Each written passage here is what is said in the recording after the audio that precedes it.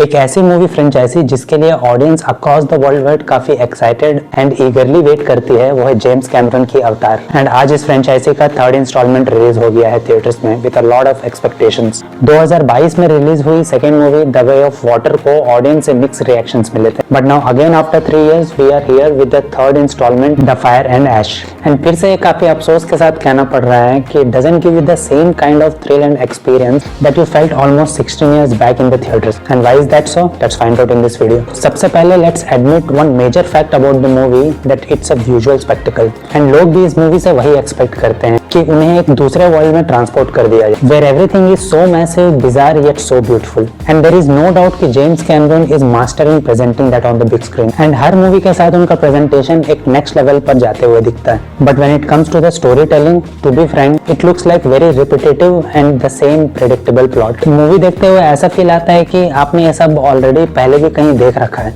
अब मैं आपको मूवी के स्टोरी के बारे में बताकर मैं आपका टाइम नहीं वेस्ट करना चाहता। You know the concept of Avatar and the moon known as Pandora. ये मूवी एग्जैक्टली उसी मोमेंट से स्टार्ट होती है जहां पर लास्ट मूवी एंड हुई थी। जेक अपने बेटा खो चुका है ह्यूमन से लड़ते हुए, and now he and his family is with the water clan. And इस बार मूवी में स्टेक्स और भी हाई हो चुके हैं बिकॉज इस बार ह्यूमंस के साथ साथ we have a new villain in the form of Na'vi's warrior woman Varang and her Ash clan. So in that way James Cameron की world building and various character establishments were brilliant. इस movie में Ash clan and पिछले movie में water clan along with all the various huge water creatures. That was very cool and was the best part about the movie. But फिर उसके अलावा everything else looks pretty normal and dull in the movie. इस movie की most exciting चीज जो मुझे लगी वो था the whole integration of the whale creatures जिन्हें पिछले movie The Way of Water में introduce किया गया था। I like the storyline development around those areas in the movie.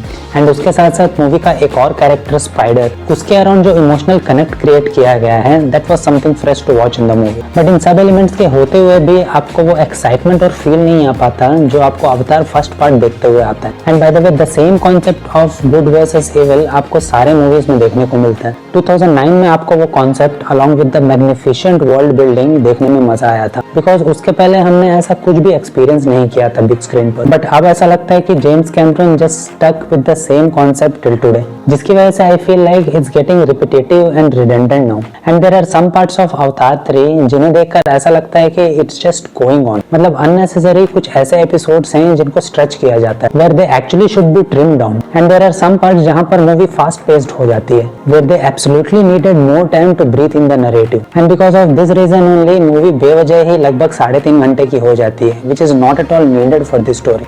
Anyways, जैसे कि मैंने मूवी के स्टार्टिंग में ही कहा था कि most of the audience will go for this movie to witness and experience the visual spectacle on the big screen and the story will be secondary. And yes, this movie is a bloody visual spectacle, इसमें कोई doubt नहीं, बल्कि I would say it is much bigger and better in terms of visual experience. Also it is more emotionally intense, more exciting and more spectacular then the previous movie the way of water. But then it looks very repetitive with its concept, conflict and the story telling, जिसकी वजह से I was little disappointed by the end of the movie. So ये था मेरा review and I have told you whatever I have experienced in the theatre. और अगर आपने ये मूवी ऑलरेडी देख ली है, please let me know what do you actually think about this movie. And if you like this review, please consider giving a thumbs up. और अगर आपको ऐसे ही डिटेल मूवीज रिव्यूज देखना पसंद है without any bias, then please consider subscribing the channel.